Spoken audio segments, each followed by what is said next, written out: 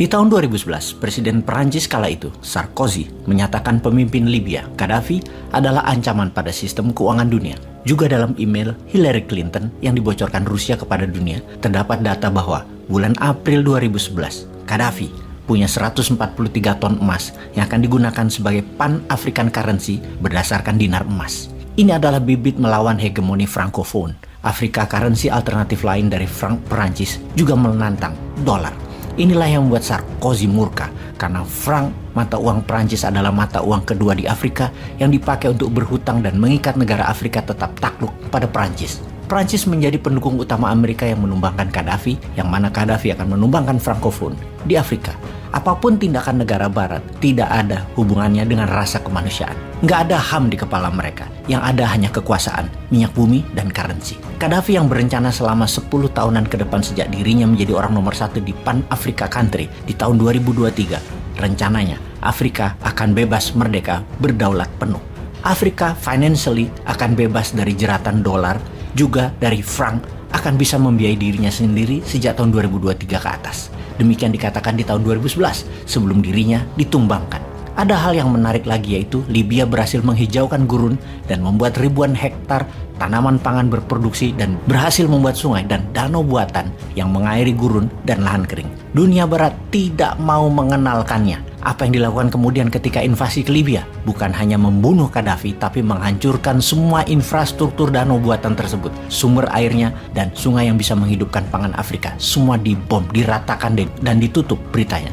Afrika harus tetap bergantung kepada Barat. Jadi Gaddafi harus dieksekusi karena membahayakan global financial system dan akan membuat Afrika berdaulat. Dan itu tidak boleh. Sahabat, apakah kita akan mendiamkan negara Afrika susah selamanya? Apakah kita akan membuat negara dunia ketiga seperti negara kita ini akan terus bergantung pada kekuatan Barat, dana asing yang belum juga saat ini membuat Indonesia berdaulat, makmur, kuat, dan sehat? Kita belajar dari Tiongkok yang masuk pakai pendekatan ekonomi dan melihat apa yang Rusia lakukan. Juga melihat Amerika dari sisi dalam.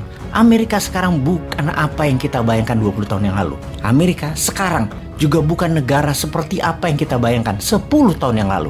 Amerika beda sekarang. Amerika sekarang lebih lemah, lebih rusak sistem kemasyarakatannya. Dan di dunia hanya kuat di sisi pencitraan. Dalamnya Amerika mulai kopong. Amerika 2030 lebih parah lagi. Masyarakat Amerika itu 43% kegemukan, tukang makan, tidak sehat. Dan biaya ketidaksehatan Amerika itu 1,5 triliun dolar. Bangsa Amerika itu bangsa yang sakit dalam arti sebenarnya.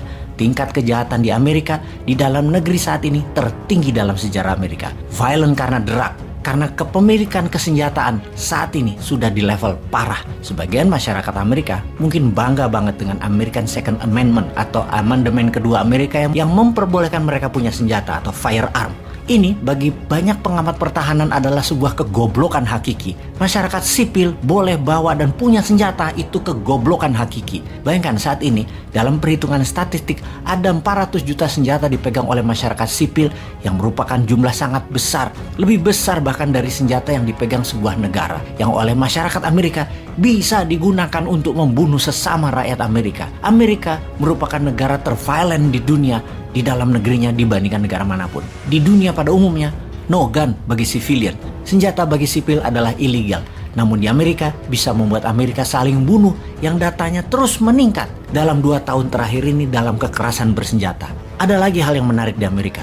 Politiknya banyak yang fake. Karena Amerika dikelola oleh elit corporate dan pengusaha elit, baik oligar lokal ataupun oligar globalis cabal. Politik di Amerika itu sudah tergadaikan. Elit politik dan pengusaha cabalis dari dulu mungkin sudah lebih dari 200 tahun putar-putar kekuasaan dan kekuatan keuangan mereka di mereka-mereka saja dengan cara yang sama, yaitu kapitalis elitis. Sahabat New Mind, kita membahas ulang tentang world domination. Bahwa kita semua tahu sejak 70 tahun terakhir dolar dan Amerika adalah pengendali kehidupan manusia di dunia ini. Amerika dan dolar adalah world order. Kemudian sistem kapitalis elitis adalah pengendali world wealth, 70% ekonomi dunia. Yang menjadi pertanyaan adalah, apakah dunia menjadi lebih baik? Apakah pembunuhan atas nama uang dan kekuasaan hilang? Apakah korupsi hilang dari muka bumi? Apakah dunia semakin sehat masyarakatnya atau nambah banyak penyakitnya? Apakah tidak ada perang dalam 70 tahun terakhir atau ada lebih 100 perang dalam masa itu? Apakah jarak orang kaya dan miskin semakin mendekat atau semakin melebar jauh? Apakah iklim cuaca dunia semakin friendly atau semakin parah dan merusak lingkungan? Banyak hal yang tumbuh, banyak hal yang baru yang canggih. Apakah membuat manusia menjadi lebih baik atau menjadi serigala yang memangsa sesama manusia? Manusia semakin buas terhadap satu dengan yang lainnya. Anda sudah tahu jawabannya. Tidak, dunia tidak lebih baik. Dunia dengan kendali di bawah Amerika tidak lebih baik. Banyak penyakit, banyak perang, kemiskinan, pelanggaran HAM tetap terjadi.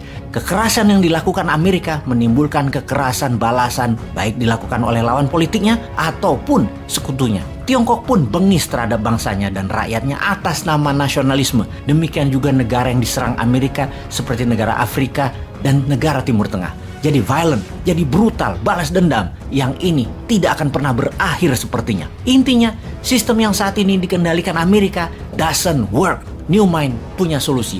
New Mind punya konsep. New Mind bukan konfrontasi. New Mind kolaborasi. New Mind itu adalah alternatif. Dimulai dengan 2 gerakan ekonomi secara perlahan. Yang dilakukan oleh New Mind adalah gold payment system dan uang beredar di bawah, alias bawah dukung bawah. Dengan urun dana ala Koleganza, bottom of pyramid saling dukung, saling beli, saling invest. Dan kita tidak membalas dendam dengan kekerasan. Kita melakukannya dengan elegan. Kita buktikan di tahun 2024 semua itu terjadi. Indonesia yang terbaik.